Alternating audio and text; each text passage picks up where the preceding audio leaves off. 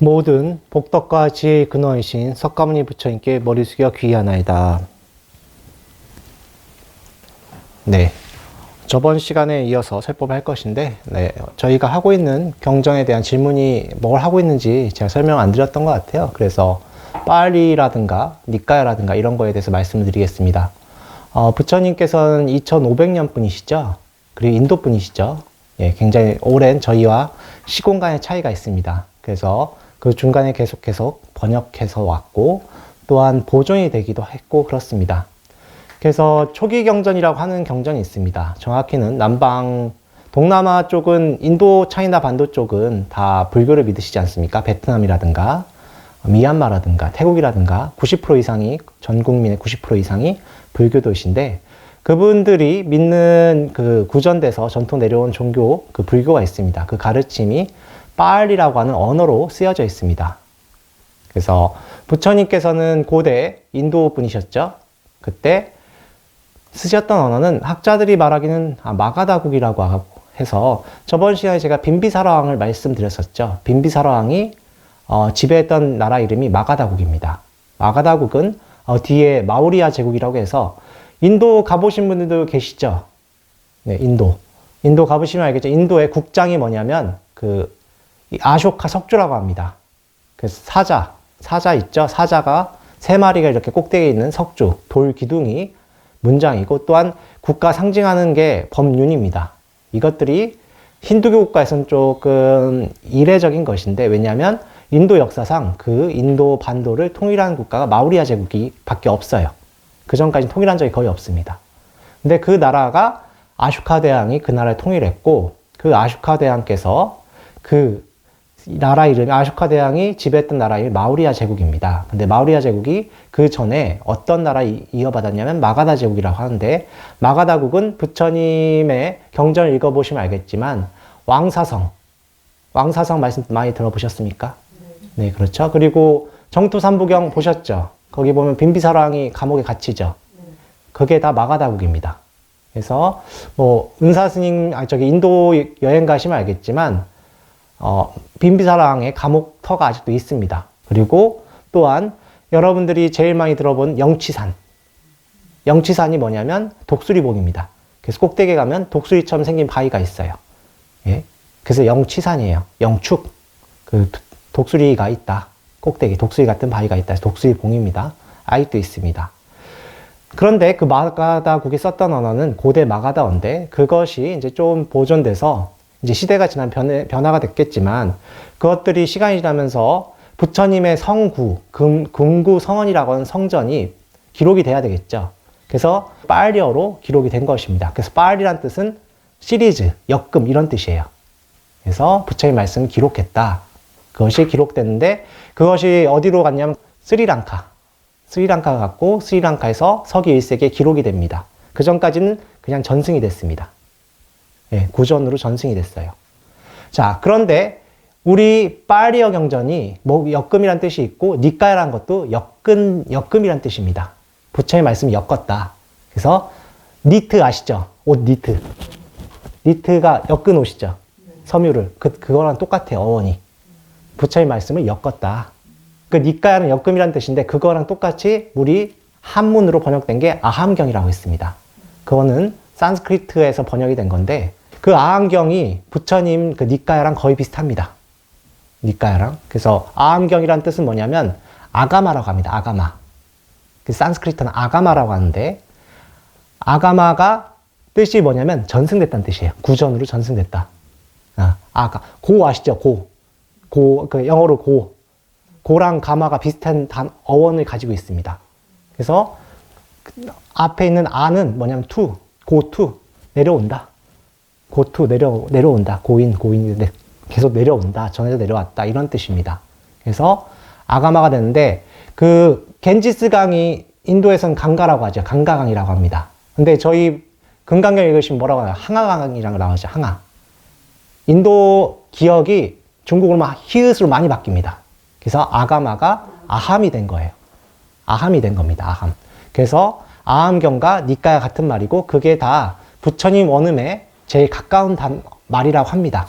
다시 정리하자면 초기 경전, 부처님이 가장 초창기에 말씀하시는 원음이 시간이 전에 이제 변했지만은 그래도 가장 원음에 가까운 게 이 니까야라고 하는 초기 경전이고, 니까야라고 하는 것은 역금이다. 근데 이 북쪽으로 전해진 건 아함경이다.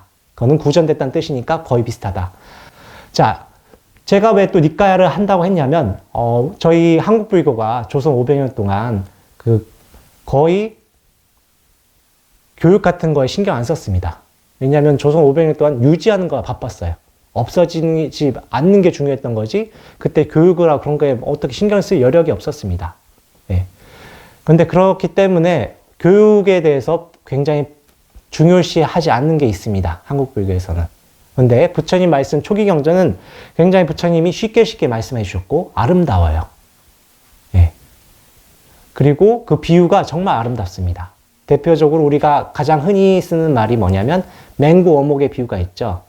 무상신묘법 백천만급 난조. 이게 바로 눈먼 거북이가 인도양에서 100년에 한 번씩 떠오를 때 그 나무 토막에 구멍이 있다. 거기에 그 눈먼 거북이가 그 구멍에 끼어질 확률이 얼마나 되겠는가. 이런 게 바로 맹구 어목. 눈먼 거북이의 비유인데 이것이 바로 이 경전에 나옵니다. 또한 머리에 붙은 불을 끄듯이 공부해야 된다. 이것도 또한 여기에 나옵니다. 그래서 이 아름다운 것을 보셨으면 좋겠고, 또한 헤르만헤세의 데미안 아시죠? 거기에 보면은 달걀에서 병아리가 닭 껍질을 깨듯이란 그런 비유가 나옵니다. 자기가 데미안이 이렇게 자기 자신을 극복할 때 껍질을 깬다는 뜻이 나오죠. 근데 헤르만헤세의 또 유명한 책이 뭡니까? 시달타. 불교에 심취했던 분이십니다. 바로 이 경전을 보고 헤르만헤세가 시다르타 같은 거 쓰셨고, 또한 데미안을 쓰셨던 것입니다. 그래서 데미안 같은 거 보면은 굉장히 영성적으로 뛰어나죠. 그런 게 있던 거예요. 다 여기에 나온 것입니다. 그래서 제가 공부하는 것이고, 또한 현재 가장 처음에 하는 것은 부처님의 일대기죠. 붓다 짜리따라고 하는 불소행찬이라고 합니다. 불소행찬이라고 하면 좀 와닿지 않으신데 부처님의 행적이에요. 그 부처님의 행적을 찬탄한다. 불소행찬인데 이거 지으신 분이 바로 마명보살입니다. 여러분들이 아시는 석가탄신 4월 8일이죠. 저희 음력 4월 8일이 바로 불소행찬에 근거를 둔 것입니다. 네. 남방은 좀 다릅니다. 근데 근거를 둔 게 그쪽에 또 다른 말이 있어요. 그래서 이 불소행찬에 보면 굉장히 또 유려하게 잘 되어 있습니다. 그걸 바탕으로 저희가 읽고 있다. 아시고 하시면 알 것 같아요. 자, 그러면 이제 또 경전에 나가야 되겠죠. 오늘은 많이는 못 나갈 것 같습니다. 자, 37쪽 선의는 말하였다까지 제가 저번 시간에 했고요. 37쪽입니다. 네. 윤회의 원인과 그것의 소멸은 이와 같습니다. 무지와 업과 욕망은 윤회의 원인입니다. 이 원인에서 헤어하지 못하는 한 윤회에서 벗어날 수 없습니다. 사람들은 착각과 혼동으로 잘못된 분별과 집착 때문에 윤회에 헤맵니다. 생사의 흐름은 원인에 의해 되풀이되니 원인이 없으면 결과도 없습니다. 바른 견해를 가진 사람은 네 가지를 알아야 합니다. 깨닫는 것과 깨닫지 못하는 것, 드러난 것과 드러나지 않은 것, 이 네 가지를 바르게 구별한다면 윤회에서 벗어나 궁극의 경지를 얻을 것입니다. 이와 같은 선의의 가르침을 듣고 곧다마 시다타는 계속 깨달음을 향한 질문을 하였다. 선인이여, 깨달음의 궁극에 이르는 길을 말씀해 주십시오. 아라라 깔라마 선인은 좀 더 확실히 하기 위하여 신성한 경전에 따라서 간단하게 설명하였다. 가족을 떠나 수행자가 되어 모든 행동을 바르게 하며 어디에서나 어떤 것이나 최상으로 만족하고 좋고 나쁘고를 분별하지 말고 신성한 경전에 통달하고 한적한 곳에서 수행하십시오. 욕망에서 오는 해악을 깊이 깨닫고 욕망을 떠나면 행복이 옵니다. 감각기관을 절제함에 따라 마음은 고요해집니다. 그러면 분별력을 일으키는 근본인 나쁜 성향과 욕망에서 벗어나 첫 번째 선정에 들어갑니다. 그러나 아직 사유의 작용은 남아 있습니다. 이런 행복을 얻고 그것을 돌아본 후 어리석은 사람은 자신이 전에는 느껴보지 못한 행복감에 도취되어 버립니다. 이러한 만족감에 빠져서 브라마 세계에 도달합니다. 지혜로운 사람은 더욱 열심히 정진하여 사유라는 것도 마음을 들뜨게 하는 원인임을 알아 사유를 끊고 기쁨과 행복의 성향이 아직 남아있는 두 번째 선정에 들어갑니다. 그러나 여기에서 더 높은 것을 추구하지 않는 사람은 기쁨에 빠져서 아바스와라 신들 가운데 찬란한 곳에 도달합니다. 잠깐만 끊을게요. 너무 길어가지고 잠깐 설명을 넘어가겠습니다. 자, 여기서 보시면 알겠지만 부처님 그 전에도 인도에서는 윤회라는 것이 관념이 있었다는 걸 아실 수 있겠죠. 예. 자, 그런데 그리고 그 원인이 무지라는 것도 대강은 알고 계셨었던 것입니다. 자, 여기 보시면 알겠지만 뭐 무지와 업과 욕망은 윤회의 원인입니다라고 나오죠. 네, 거기 나와 있는데 그런데 이분들이 문제가 뭐냐면 계속 어떤 신이라고 하는 개념을 만들어 버리는 것입니다. 신이라고 하는 개념을 만들어 버리는 것인데 베다에 의지하라고 나오죠. 중간에 베다 신성 경전이라고 나오죠. 신성 경전이 베다인데 베다라고 하는 것은 어떤 밝힌다는 뜻입니다. 외다라고도 하고 그러는데 그 신성 경전에 밝힌다고 나오는데 그 베다를 보면은 다 브라흐만 신에 대한 이야기밖에 안 나와요. 그래서 신에 대해 의지하는 것, 그리고 신에 대한 집착 때문에 깊이 들어갈 수 있어도 결국 무언가 마지막에 남는 것입니다. 좀 이따 다 같이 하실 텐데, 여러분들이 수행하실 때 첫 번째, 먼저 삼매에 들으셔야 됩니다. 기도를 하실 때. 여러분들이 소원 성취를 하셔야 될 거 아닙니까? 그죠? 그러려면은 기도를 하셔야 됩니다. 그래서 삼매에 드셔야 돼요. 자, 삼매는 우리 불교만 있는 게 아니에요. 기독교에도 있습니다. 아니, 다른 종교에 다 있어요. 그래서 기도를 해서 삼매에 드시면 신통력과 비슷한 나의 무한한 능력이 나와서 소원을 성취하는데 문제는 삼매에 들었을 때 무언가에 집착하는 마음이 아직 남아있다. 그게 바로 아직은 신이라는 그 존재가 있는 것입니다. 신이라든가 어떤 절대적인 무언가에 집착하는 것이에요. 그래서 저희 불교에서는 큰 스님들이 제일 많이 하시는 말씀 중에 하나가 방하착, 내려놔라. 다 내려놔라. 방하, 내려놔라. 방하, 내려놔라. 모든 거 내려놔라. 이런 것이 바로 거기에 나온 것인데 여기서도 나오시지만 계속 신이 나오죠. 어디에 태어나고 신이 나오죠. 브라만 힌두교 계통이나 인도 고유의 신앙은 신이 계속 나옵니다. 계속 신을 설정해요. 예. 분명 신이 있긴 한데 그분들은 우리보다 힘이 세고 능력 있는 존재들이지 윤회를 끝난 존재는 아니다. 예. 그래서 계속 고통을 유발시키는 것인데 여러분들이 분명히 아셔야 될 게 인과법은 우주의 법칙이죠. 자, 보시바라밀이라고 하죠. 이 보시바라밀을 닦으시면 불교를 믿든가 안 믿든가 중요한 게 아닙니다. 우주의 법칙이기 때문에 보시바라밀 닦으시면 그분들이 복을 받는 것입니다. 다만 큰 스님들께 공양하고 하시면 보시의 공덕이 훨씬 더 크긴 합니다. 그래서 식당하신 분들은 선빵 공양을 안것 때마다 하시면 굉장히 좋아요. 보시의 공덕이 굉장히 크기 때문에.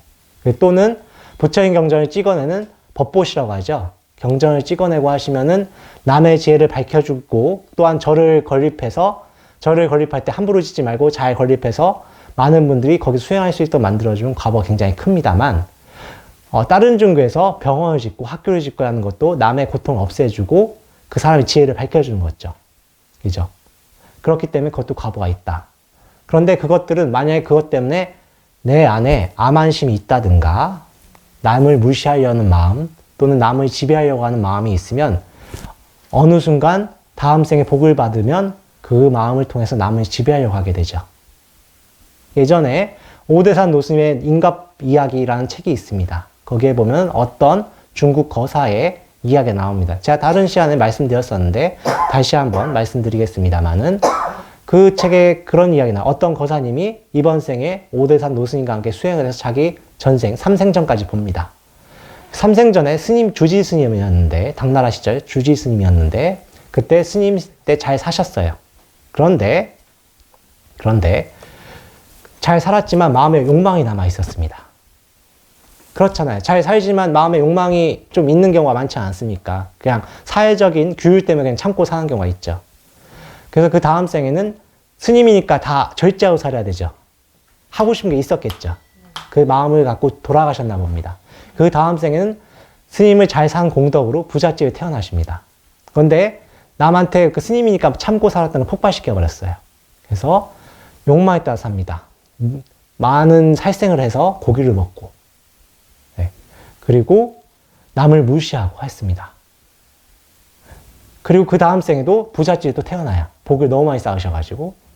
근데 한번 여러분들 아셔야 되는 게 한 번 그 마음에 프로그래밍이 된다고 하는데, 업이라고 하는데 불교에서는 프로그래밍이 되는 거예요. 남을 무시할 만한 프로그래밍이 되면 없애기 어렵습니다.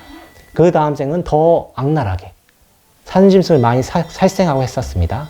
그래서 그 스님 그분이 돌아가시고 그 다음 생 몇백 생을 통해서 개구리로 태어나고 해서 많은 죽임을 당해요. 욕망 때문에. 그래서 이번 생 그래도 전생에 부처님과 인연이 있어서 수행을 해서 나의 과보가 이랬었다라고 알려주셨는데, 그런 것과 똑같습니다. 윤회의 원인을 무지라고는 알고 있었지만 정확히 방법을 몰랐던 거고, 그걸 부처님께서 그 당시 최고의 선인 중에 한 명이 알라라깔라마를 통해서 배워나간 과정인데, 아직 뭔가 남아있는 남아있음을 말씀하신 것입니다. 이제 알라라깔라마도 능력이 없으셨던 분은 아니십니다. 그래서 중간에 범천의 세상에 태어난 걸 뛰어넘어서 또 더 높은 신의 세계로 가려고 하죠. 그 뒤의 내용은 그렇습니다. 하지만 마지막에 그것이 부족하다는 부처님께서 아시는 거죠. 자, 이어서 또 같이 읽겠습니다. 자, 그러나부터 같이 읽겠습니다. 그러나부터, 예. 그러나 기쁨과 행복을 초월한 사람은 세 번째 선정에 도달합니다. 기쁨으로 들뜨지는 않으나 행복으로 가득 차 있습니다. 여기에서 더 높은 것을 추구하지 않고 행복감에 도취되어 있는 사람은 슈바크리트스나 신과 같은 행복을 얻습니다. 그러나 이런 행복을 발견하더라도 그 행복에 집착하지 않고 치우치는 마음이 없을 때 행복도 고통도 초월한 네 번째 선정에 들어갑니다. 어떤 사람은 이 단계에서 행복도 고통도 초월하고 그리고 마음의 작용도 없기 때문에 해탈을 얻었다고 생각합니다. 그러나 최상의 경지를 아는 사람들은 오랜 세월에 걸쳐서 말하기를 이 단계의 결실은 불이야 빨라신과 같은 단계라고 말합니다. 그러나 지혜로운 이는 여기에 머물지 않고 몸으로 인하여 이러한 허물을 보고 이것을 소멸하기 위해 더 높은 지혜의 단계에 오릅니다. 이렇게 사선정을 넘어서서 더 높은 것을 추구하는 지혜로운 사람은 눈에 보이는 겉모양의 집착에서 벗어납니다. 그리고 아뜸하는 영원함을 발견합니다. 새가 새장에서 벗어나듯이 그의 몸으로부터 벗어나는 것을 해탈이라 합니다. 이것이 바로 지혜로운 이가 말하는 궁극적인 해탈입니다. 이것은 바로 불생분멸하는 으뜸과는 완전함입니다. 잠깐 끊을게요.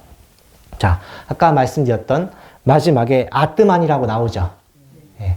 아뜨만이라고 하는데 보통 우리가 말하는 영혼입니다.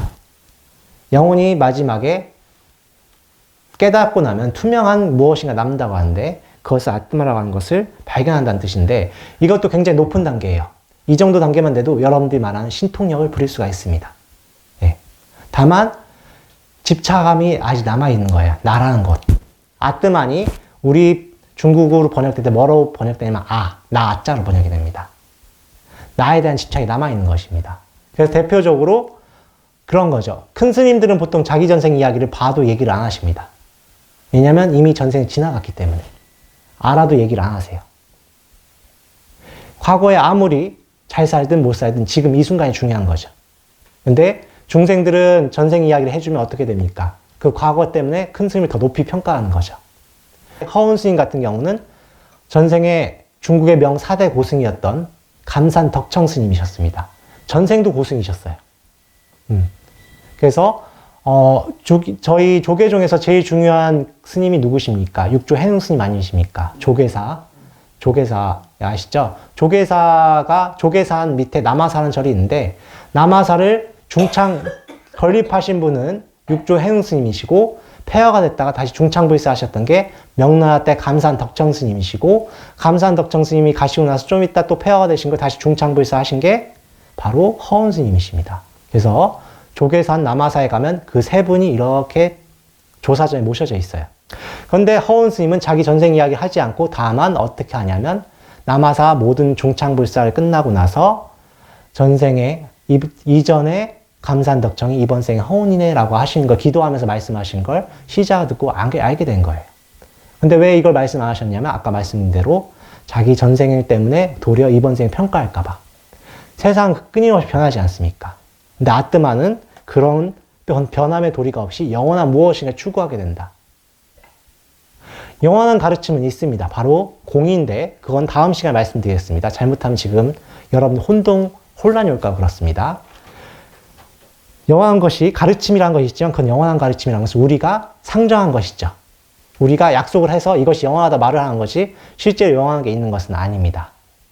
근데 아뜨만이라고 해서 만들어 놓은 것이에요. 신이라는 것도 우리가 허망상을 만들어 놓은 것입니다. 그거에 대해서 부처님께서 실망하시는 것입니다. 알라깔라마 선임도 소위 말해 굉장히 수행을 많이 하셨던 분입니다. 전설에 따르면 이 당시 거의 120살이라고 하십니다. 부처님 일대기를 큰 스님들 설법이나 다른 데서 들어보신 분, 요새 붓다라는 드라마 하죠? 네, 그거 보시면 알라깔라마 선임 이야기 나오는데 부처님께서 견성 이제 성불 하시고 제일 먼저 찾았던 내가 이 가르침을 전할 사람을 천안통으로 살펴보십니다. 근데 제일 첫 번째 설법 해주려고 했던 알라깔라마인데 이미 가셨어요, 그때. 가신 지 일주일 정도 되셨습니다. 그건 뭐 다음 시간에 말씀드리겠습니다. 그 정도로 수행을 깊이 하셨던 분이고 또한 그래도 마음이 열려 있었던 분인데도 그 허상, 내가 이 땅 허상에 집착해서 해탈을 못 하셨던 것입니다. 다만 자기가 보는 한계로서는 이 수행의 단계로서도 결과로서 몇 겁을 하늘나라에 계시기 때문에 이게 수행이 끝냈다고 착각하셨던 것입니다. 그래서 부처님께서는 뒤에 이 삼매에서 깨어나서 아직 내 마음에 탐진치가 있는 걸 알고 떠나십니다. 그 이야기는 다음 시간에 하겠습니다. 오늘 너무 길어지니까 이 정도로 하고요. 여러분들께서 꼭 명심하셔야 될 게 부처님 법은 본인이 직접 수행을 하셔야 됩니다. 저희 중생심이 뭐가 있냐면 뭔가에 계속 의지하려고 해요. 내 안에 저희 큰 스님께서 계속 말씀하시죠. 내 안에 보물이 있다. 법화경에도 그런 비유가 나오죠. 장자의 아들이 그 옷 속에 보석을 숨겨놨는데 그 보석을 못 찾고 그런 이야기 나오지 않습니까? 마찬가지로 우리 안에 내 보석이 있고 완전함이 있다. 그거는 저희 부처님께서 다 발견하신 거예요. 그 완전함 때문에 저희는 그 어느 누구도 불성이 있고 그 어느 누구도 불성이 있기 때문에 평등한 것이고 그래서 서로가 서로 존중해 줘야 되는 것입니다. 이것을 말씀하신 것은 우리 석가모니 부처님밖에 없으시니까 석가모니 부처님 가르침에 따라서 꼭 수행하셔서 좋은 결과 얻길 바랍니다. 오늘 설법 이것을 끝내겠습니다. 나무 석가모니불, 나무 석가모니불, 나무 시아본사 석가모니불.